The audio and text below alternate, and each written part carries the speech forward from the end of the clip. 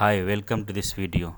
Today I am going to discuss about UNESCO Intangible Cultural Heritage या UNESCO अमूर्त सांस्कृतिक धरोहर के बारे में। इसको इंटेंजिबल कल्चरल हेरिटेज एक वर्ल्ड लेवल पे ये सांस्कृतिक जो धरोहर हैं उसको प्रोटेक्ट करने का एक कन्वेंशन जो तैयार किया गया था उसके बारे में थोड़ी इन्फॉर्मेशन प्राप्त करते हैं।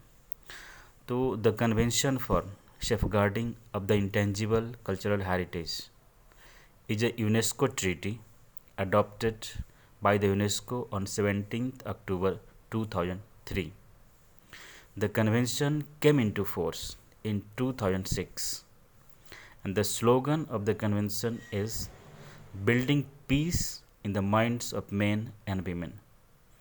अगर वर्ल्ड लेवल पर देखा जाए तो सबसे अधिक 42 जो यूनेस्को ICH लिस्ट में शामिल सांस्कृतिक अमूर्त धरोहर है, इंटेंजिबल कल्चरल हेरिटेज है, वो चाइना का है 42। सेकेंड नंबर पे फ्रांस है 23 एंड थर्ड नंबर पे जापान 22। इंडिया वर्ल्ड में 9th पोजीशन पर है 14 ICH के साथ। इंडिया की ओर से 14 धरोहरों को अब तक यूनेस्को के ICH लिस्ट में शामिल कर लिया गया है, जिसमें ईयर 2008 में रामलीला, इसमें रामायण का पारंपरिक प्रदर्शन किया जाता है मंचों पर, वैदिक मंत्रोच्चारण पद्धति, कुट्टियम जो कि केरल का एक संस्कृत थिएटर है। ईयर 2009 में रम्मन, यह एक धार्मिक त्यौहार है और नाटक पद्धति है गढ़वाल क्षेत्र का।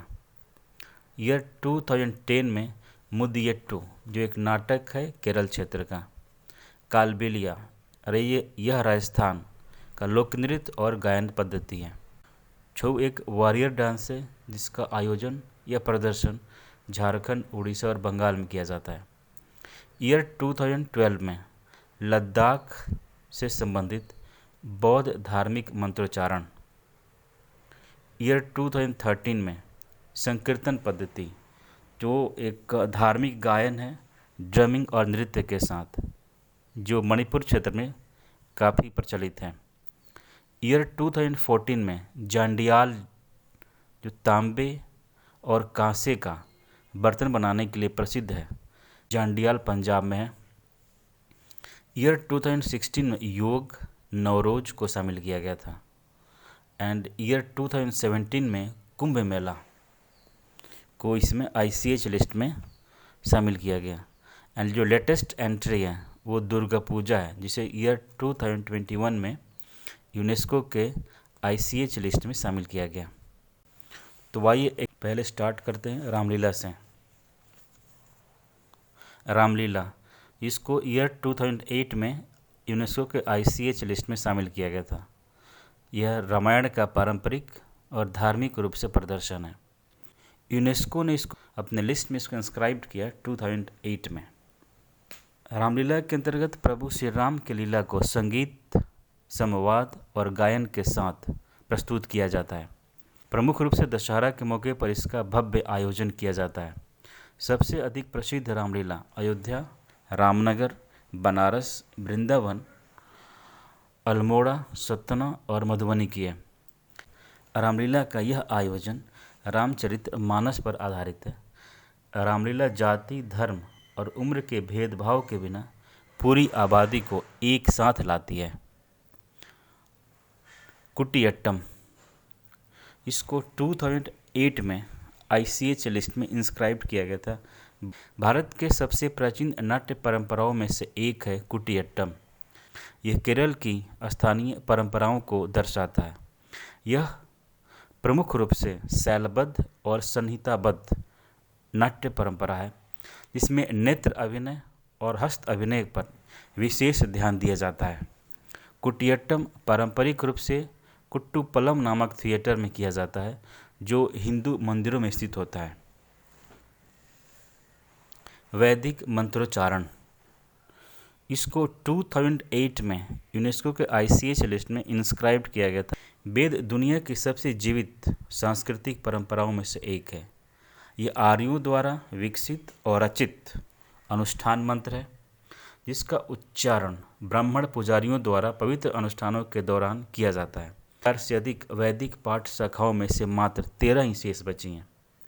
महाराष्ट्र, कर्नाटका, केरल और उड़ीसा में स्थित वैदिक स्कूलों की स्थिति खतरे में है, जिसमें सुधार की अति आवश्यकता है। रमन, इसको 2009 में यूनेस्को के ICH लिस्ट में इंस्क्राइब किया गया था। इसका आयोजन पैनखंड घाटी चमोली में किया जाता है। प्रतिवर्ष अप्रैल माह में उत्तराखंड के सलूर डुंगरा गांव में स्थानीय देवता भूमियाल के सम्मान में यह धार्मिक त्यौहार मनाया जाता है। भगवान राम के महाकाव्य पर आधारित यह नकाब पोश या मुखौटा नृत्य है। मुखौटा प्राय हिंदू देवता नरसिंह का होता है। रम्मन एक बहुरूप सांस्कृतिक कार्यक्रम है जो समुदाय की पर्यावरण, आध्यात्मिक और सांस्कृतिक अवधारणा को दर्शाता है। वर्ष 2016 की रिपब्लिक डे परेड में इसकी झांकी टेबलो को प्रस्तुत किया गया था। मुदियट्टू ये केरल का एक नाटक और नृत्य संगीत परंपरा है जिसको यूनेस्को के ICH लिस्ट में 2010 में इंस्क्राइब किया गया था। मुदियट्टू हिंदू देवी काली और दानो दारिका के बीच युद्ध की पौराणिक कहानी पर आधारित एक नृत्य नाटक है। केरल में इसे सामूहिक कार्यक्रम के रूप में प्रदर्शित किया जाता है जिसमें गांव के सभी लोग भाग लेते हैं।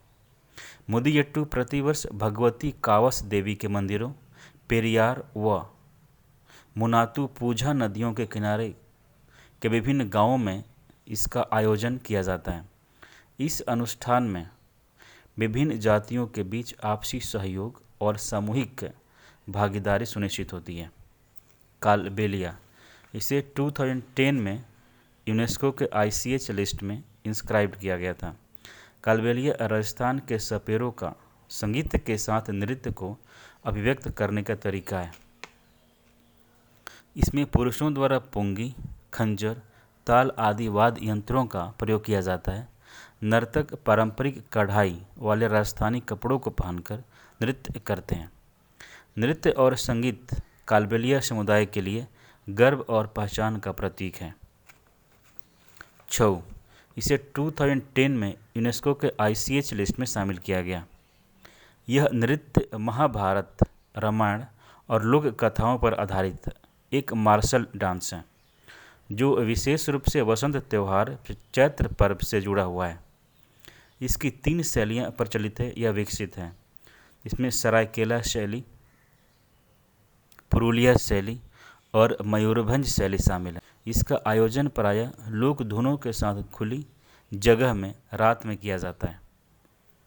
जांडियाल जंडियाल ठठेरों के बर्तन के लिए प्रसिद्ध है। इसमें तांबे और पीतल के धातुओं पर शिल्प कला को उकेरा जाता है।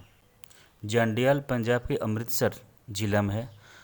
जंडियाल को ईयर 2014 में यूनेस्को के ICH लिस्ट में इंस्क्राइब किया गया।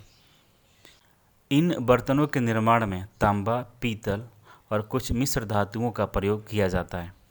विवाह और मंदिरों से जुड़े विशेष अवसरों पर व्यक्तिगत और सामुदायिक उपयोग के लिए इनका निर्माण होता है। प्रोजेक्ट विरासत इस क्राफ्ट के पुनरुद्धार रिजुवनेशन के लिए चलाया जा रहा है। संकीर्तन मणिपुर का संकीर्तन यह एक अनुष्ठान गायन, ढोल, नगाड़ों और नृत्य के साथ किया जाता है। ईयर 2013 में इसको यूनेस्को के लिस्ट में शामिल किया गया था। मणिपुर के मैदानी इलाकों के वैष्णव लोगों द्वारा धार्मिक और शुभ अवसरों पर इसका प्रदर्शन किया जाता है। संकीर्तन के द्वारा भगवान कृष्ण के जीवन कार्यों को प्रस्तुत करते हैं। मणिपुर का संकीर्तन लोगों के साथ एक जैविक संबंध को बढ़ावा देने वाली एक जीवंत कला या पद्धति है। यह प्रथा है। दर्शक अक्सर इसके साथ जुड़कर भावुक हो जाते हैं। लद्दाख पवित्र बौद्ध ग्रंथों का पाठ इसे ईयर 2012 में यूनेस्को के ICH लिस्ट में शामिल किया गया। लद्दाख क्षेत्र के मठों और गांवों में बौद्ध लामा या पुजारी बुद्ध की आत्मा, दर्शन, शिक्षाओं का प्रतिनिधित्व रिप्रेजेंटेशन करने वाली पवित्र ग्रंथों सैक्रेड जो बुक्स हैं का जाप करते हैं। लद्दाख क्षेत्र में बौद्ध धर्म के 4 संप्रदाय नयंगमा, कामयूद, शाक्य और गेलुक रहते हैं। प्रत्येक संप्रदाय में जप के कई रूप होते हैं। लोगों के आध्यात्मिक और नैतिक कल्याण के लिए लॉर्ड बुद्धा और उनसे जुड़े बोधिसत्वों रिनपोचे का आशीर्वाद के वास्ते पवित्र बौद्ध ग्रंथों का पाठ किया जाता है। इसमें नृत्य, ड्रम, झांझ, तुरही आदि तत्वों का भी समावेश होता है। कुंभ मेला, इसे ईयर 2017 में यूनेस्को के ICH लिस्ट में शामिल किया गया था। यह पृथ्वी पर तीर्थयात्रियों का सबसे बड़ा संगम है। भक्तों का मानना है कि इलाहाबाद, हरिद्वार, उज्जैन और नासिक में प्रति 4 वर्षों में आयोजित होने वाला कुंभ और 12 वर्षों में आयोजित होने वाला महाकुंभ के समय संबंधित नदियों में स्नान करने से मनुष्य जन्म और मृत्यु के चक्र से मुक्त हो जाता है। कुंभ का आयोजन खगोल विज्ञान, ज्योतिष, आध्यात्मिकता, कर्मकांड परंपराओं और सामाजिक सांस्कृतिक रीति रिवाजों को अपने साथ समाहित करता है। इस आयोजन के प्रमुख प्रतिभागी संत, तपस्वी, साधु, कल्पवासी, अखाड़ों, आश्रमों और धार्मिक संगठनों से जुड़े लोग होते हैं। दुर्गा पूजा, इसे वर्ष 2021 में यूनेस्को के ICH लिस्ट में इंस्क्राइब्ड किया गया था। आश्विन शुक्ल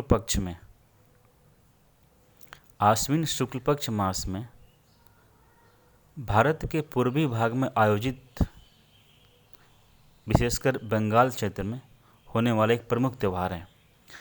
यह माँ दुर्गा की 10 दिवसीय पूजा और घर वापसी का प्रतीक है।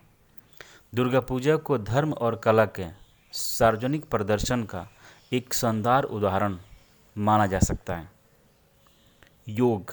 योग को ईयर 2016 में यूनेस्को के ICH लिस्ट में इंस्क्राइब्ड किया गया। शारीरिक, आध्यात्मिक और मानसिक समृद्धि के लिए शरीर और आत्मा के साथ मन का एकजुट होना आवश्यक है। साध्य की प्राप्ति में योग साधन की भूमिका अदा करता है। योग में आसन, ध्यान, नियंत्रित श्वास, शब्द जाप का सही सामंजस्य होना आवश्यक होता है। नवरोज, इसे वर्ष 2016 में यूनेस्को के ICH लिस्ट में शामिल किया गया था।